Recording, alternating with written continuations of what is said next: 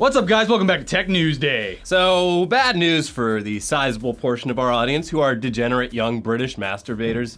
You better go pick up a new hard drive and start filling up your spank banks now, because your days of effortlessly getting your rocks off to internet porn could soon be coming to a premature end. A bill currently making its way through Parliament, which deals with a handful of digital media issues like intellectual property and infrastructure, also has some very strict new rules about internet pornography in the UK. Of course they do. But some of it is simple enough on the surface. Adult websites would legally be obligated to enforce age verification checks to stop children from accessing adult content, and sex acts depicted in porn can't be violent. Sure, whatever, that's fine, except the age verification would potentially be in the form of cross-referencing an internet user's information with their bank or their phone company, or even the National Health Service, which seems like it has a lot of potential for abuse in terms of privacy. Or a hack, because that information will be hacked. Oh! There's no if, only when. Here it is, he likes bukkake. Yeah, and regulating violent or obscene, non-conventional porn involves enforcing a pretty arbitrary list of do's and don'ts that don't necessarily line up with the average person's definition of violent or obscene, because those are totally subjective things. For example, spanking is okay, unless it leaves a mark, in which case, banned. Male ejaculation, totally fine. Female ejaculation, that's fucking obscene. Get it out of here. It's not allowed.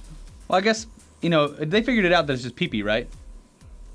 Yeah, don't tell the kids though. Oh no, it's like, it's girl cum. She has like a gallon of cum in here. Yeah. Gross. Come on my face. You're getting a golden shower. Anyways, if this sounds oddly familiar, it's because the UK's government has been going down this path for quite a while, or going down on this path for quite a while.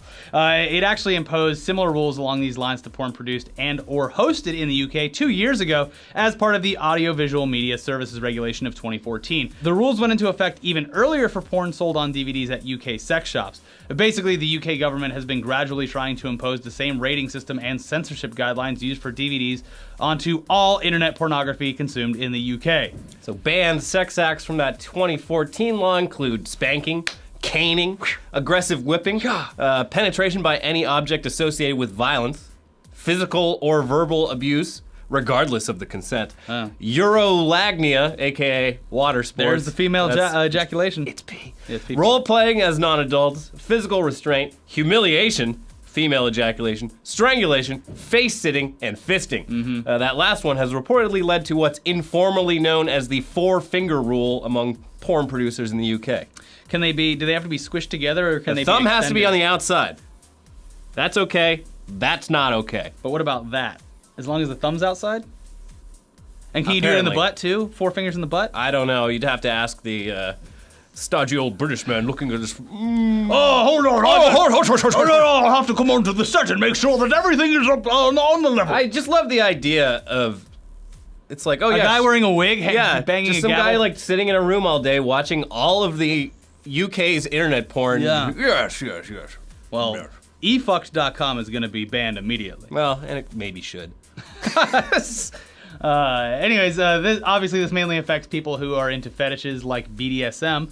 And when we first reported on this back in 2014, we told you about a protest outside of Parliament where fully clothed demonstrators sat on each other's faces in defiance.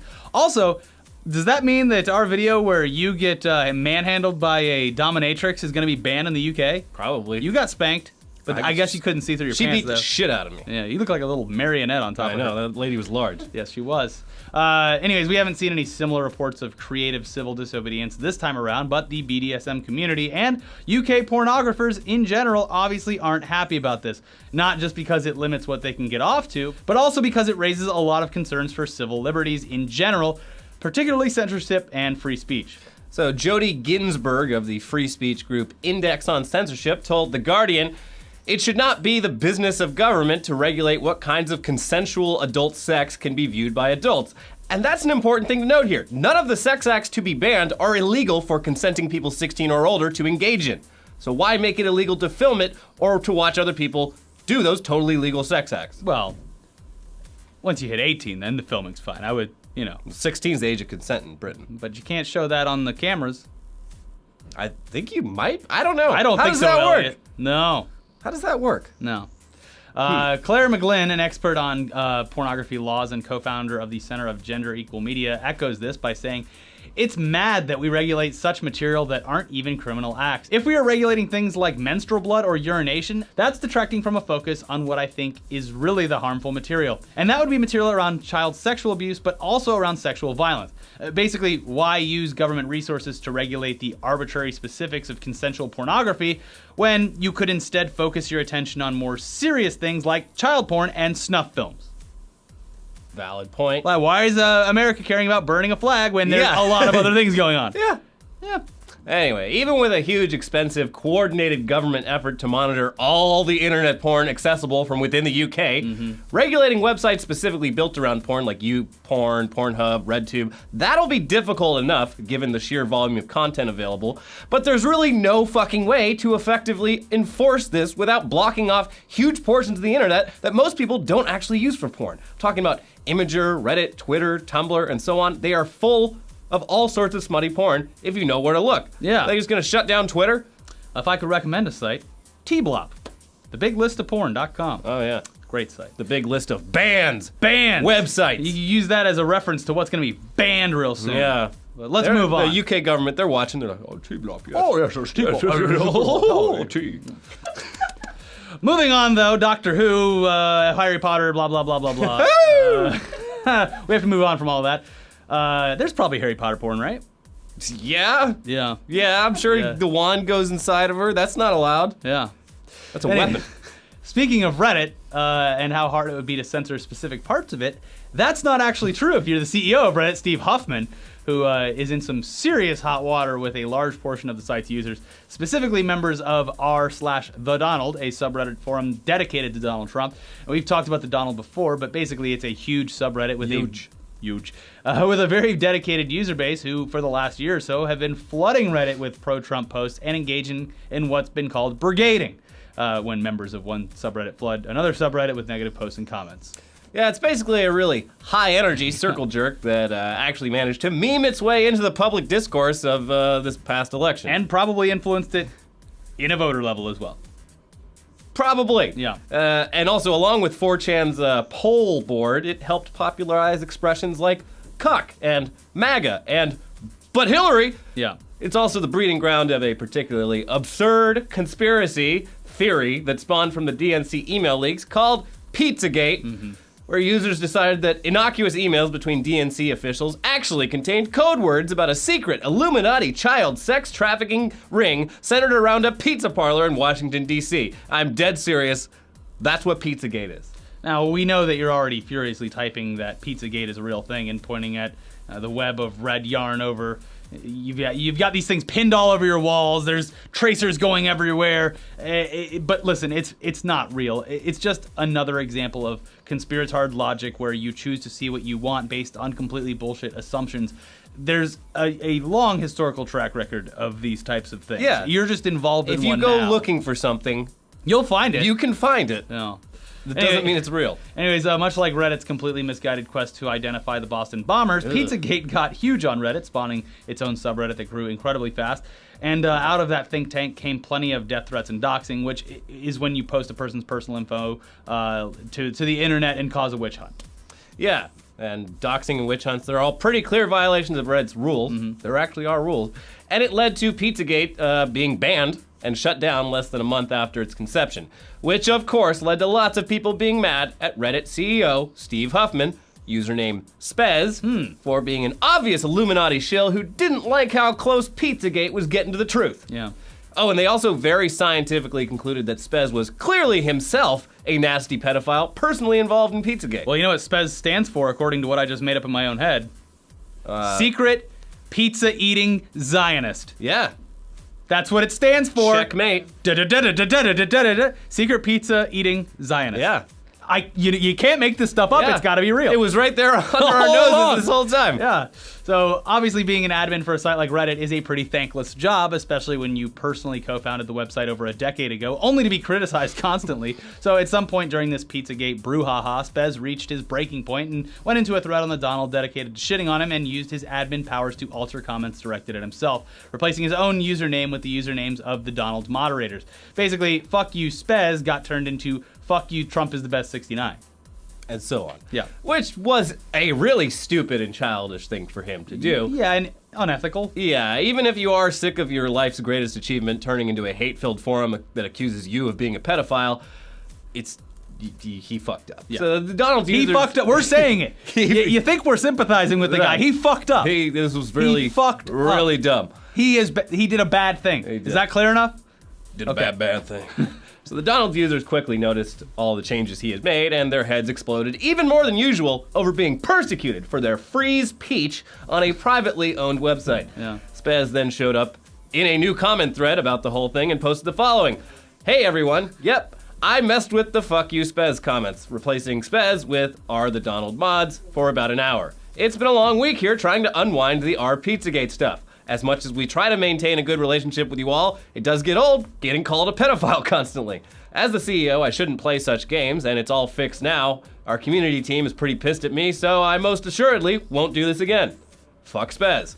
Yeah, so aside from just the glaring happiness of the Donald users for being able to find this out. Yeah, validated. Yeah, the complete validation. It also opens a Pandora's box of Reddit being able to be altered in many other ways if it was altered in this case, and that's kind of what they're making this into a thing about. He, according to some other comments, he and only 3 other people have the actual powers to do that because it's way down at the engineering level. Yeah. That's what he says. I don't know. Still, he did it. Yeah, he did it. He did do it. He also apparently did this way back 10 years ago. Back when Reddit was a simpler place. Yeah. Someone, Just a tech the news site. word fag was becoming popular on Yeah. there, and he went into one thread and changed it to fog, and people lost their minds about that too. Well, of And course. he's just like, I don't want you just saying that word on my site. Well, yeah. He lost that fight. It's censorship when it comes down to it.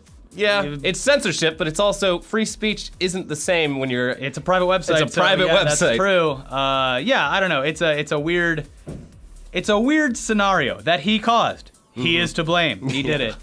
But of course, this whole admission of guilt did very little to quell the tantrum. So then today, 6 days after the big revelations, Spez created a new post explaining himself in more detail and apologizing even more for his actions. Sure, it worked the first time so well.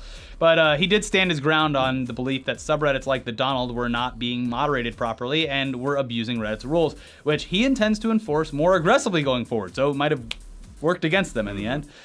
He then announced new functionality for Reddit's r/all page to filter out specific subreddits you don't want appearing there.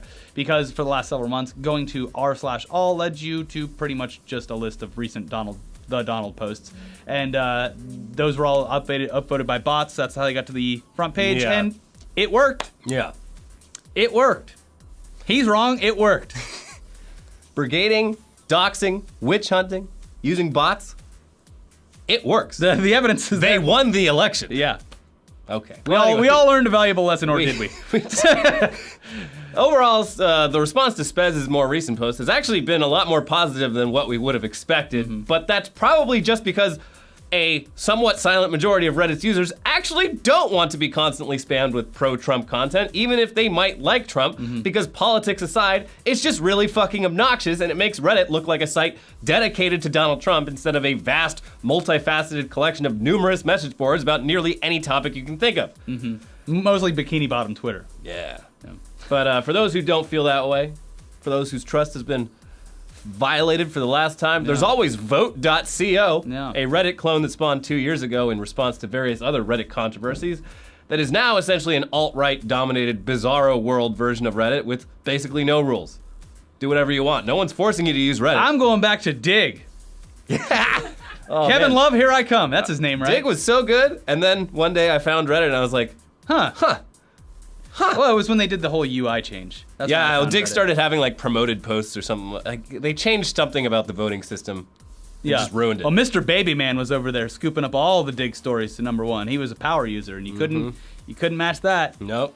Anyways, it wouldn't be Tech News Day without some hacking news, because it seems huge hacks happening on a regular basis are just an inescapable aspect of life these days. But first, a quick flashback. Earlier this year, we told you about the terrifying reality that an entire hospital could be brought to a screeching halt at the will of hackers demanding ransom. Back in February, the Hollywood Presbyterian Medical Center here in LA was electronically taken hostage when hackers infected its computer systems with ransomware, which restricted their ability to access their patients' medical records, which temporarily forced them to transfer some patients to other facilities, and go back to pen and paper for new visitors. It's like the closest thing to electronically placing a gun to someone's head. Yeah. But yeah, the people behind the ransomware in this case demanded $17,000. Not much! Paid by way of 40 bitcoins to restore the hospital's computer systems, and instead of taking all their computers down to the local Office Depot where the experts could safely remove the malware with surgical precision. Yeah, it looks like you got some malware on this computer, diddly-do. Now it's gone. The hospital actually paid the ransom in full, with the CEO of HPMC, the hospital, saying that paying them, quote, was the quickest and most efficient way to restore our systems and administrative functions. Yeah. I mean, people's lives are on the line. Yeah. Apparently they asked for a lot more than 17 grand. They wanted $1 million. Yeah, and then they were like, all right, let's get realistic here. We could actually probably get money from this hospital. Yeah.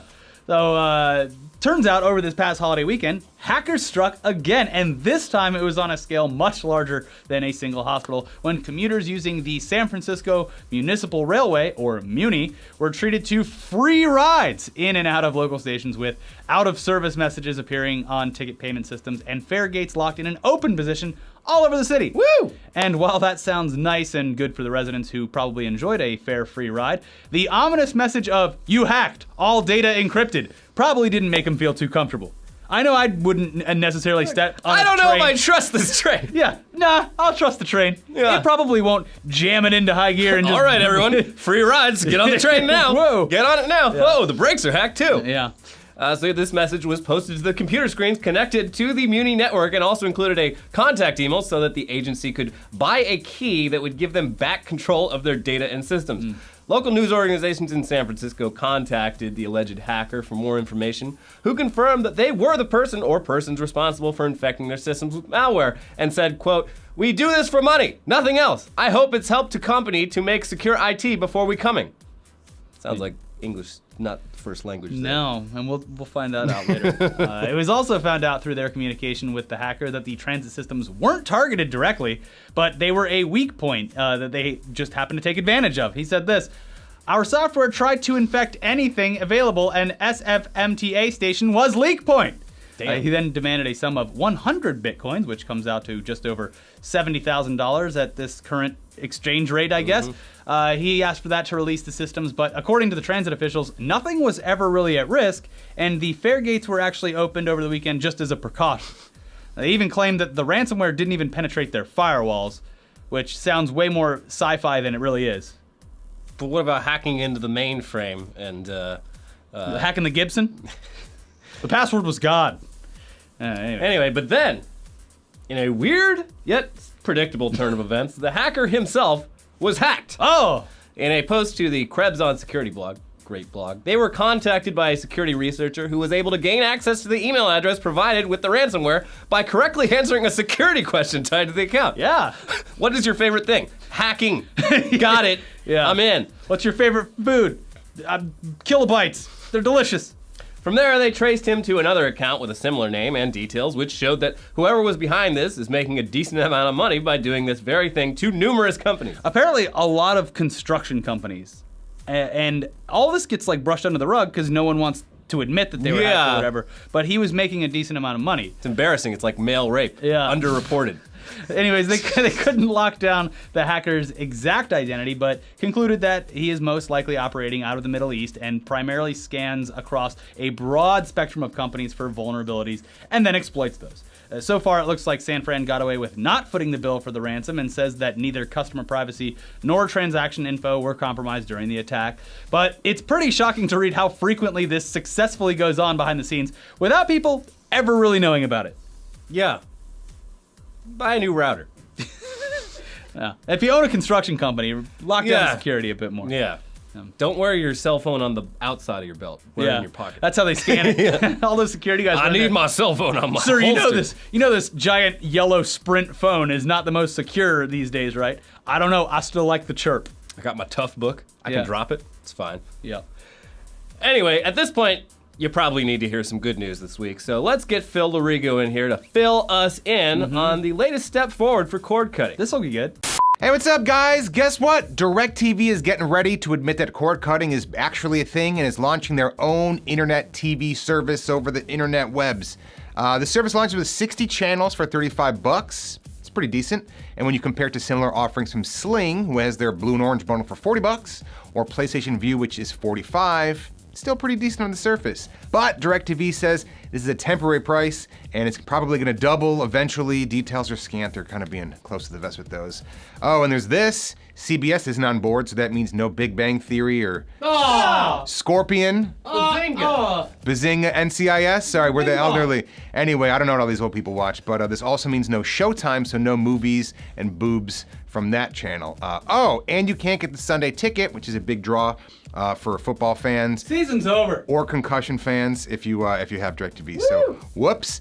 I mean, this whole cord cutting thing, I'm torn on it, just like I'm torn on Sling and PlayStation Vue. They have their benefits, they're cheaper than cable, and you can watch content on your phones or tablets or wherever. DirecTV is even offering free Fire Sticks and Apple TVs if you pre-order several months of content. So that must be good if they're giving these away for free. It's bribery, sir. So the downside to all these streaming services, DirecTV or Sling or any of them, is that if you're expecting an experience as clean and idiot-proof as cable or satellite, you're probably gonna be disappointed.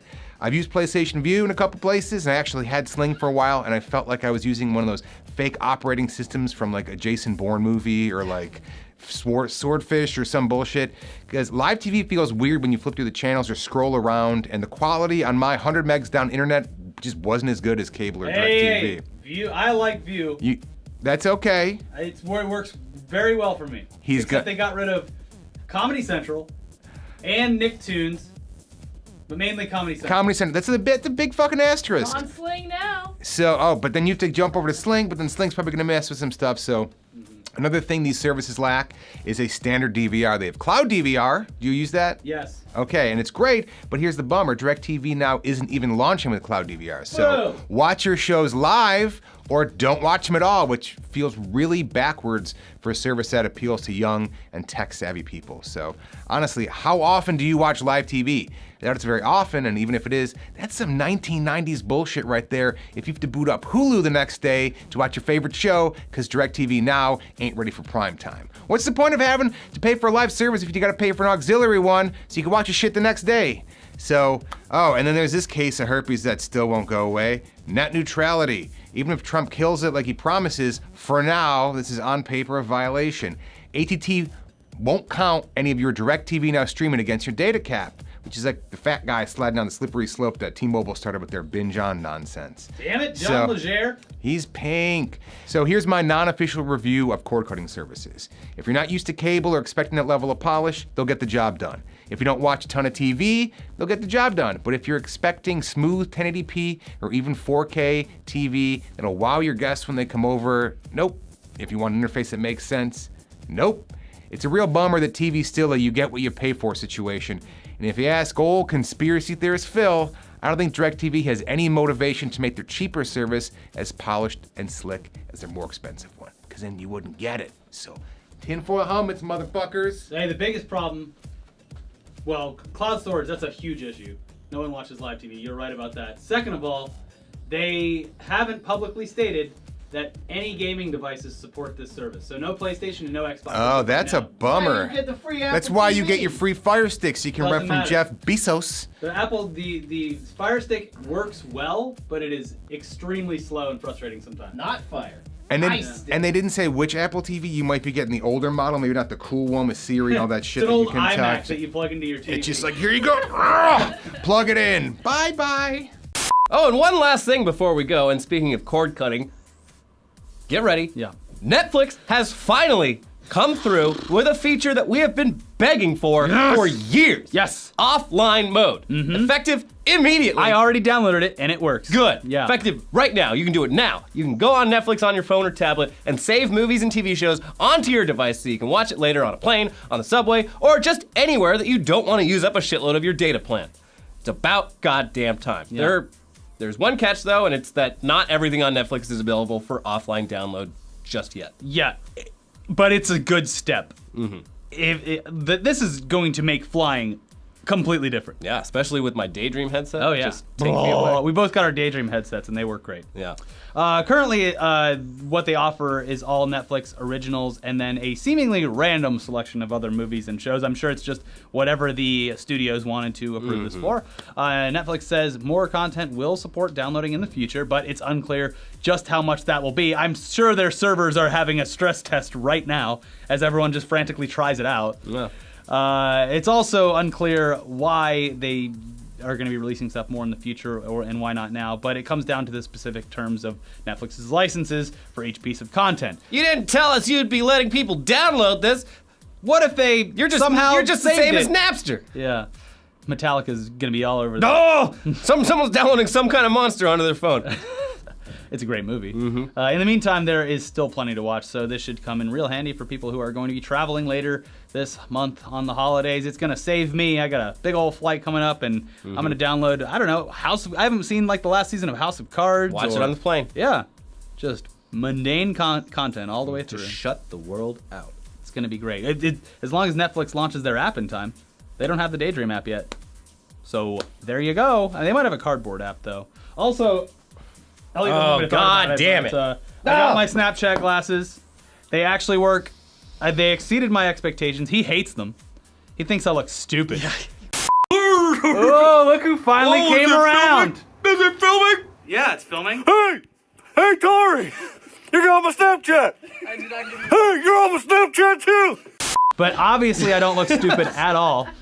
You just tap here, you get a little Snapchat going. It's a lot of fun. Everyone's having fun.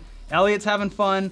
I look great. The light looks cool, and when you look at it on the Snapchat, it looks great too. So I don't know. It exceeded my expectations for the price, and if you can find them, they're cool. Nice little stocking stuffer for the kids. They're like $130. Well, people are rich these days, right? Trump's president. Follow me on Snapchat, RickyFTW. Don't follow me on Snapchat because He deleted it. I deleted mine because I fucking hate it. It's probably good that you did because I rejoined like a week and a half ago, and in that week and a half, 2 times people have sent me Snapchat videos of them shitting. Yeah, I don't want that. Yeah. Don't do that. No. It not also fun. makes your phone hot. Yeah. Oh, the shitting? No, just a Snapchat in general. The steam. Yeah. Not if you have a big dick toilet though. Lots of ventilation. We need to Big get dick on toilet also doubles as a big shit toilet. It's a big shit toilet. You can put whatever you want in there. Yeah. You can give a fill it with whatever you want. Give a baby a bath in Did your you big dick fucking toilet. put your goddamn bidet on? Bidet? That's what we're gonna call No, the but butt it's, cleaner. it's closer to the bathroom. To remind yourself. Yeah. Great. I had a fucking... my toilet's all flooded last week. It's because you didn't use the bidet. You flushed a big No. old solid one down. And it got stuck. Too much toilet paper. Yeah. You wouldn't have the toilet paper problem if you had the bidet. That's true. Yeah. Actually, you're right. Yeah, you know right. shit, I'm right. Holy no shit. shit, I'm right. Yeah. Anyway, Yeah. Jesus Christ. Check out our other videos.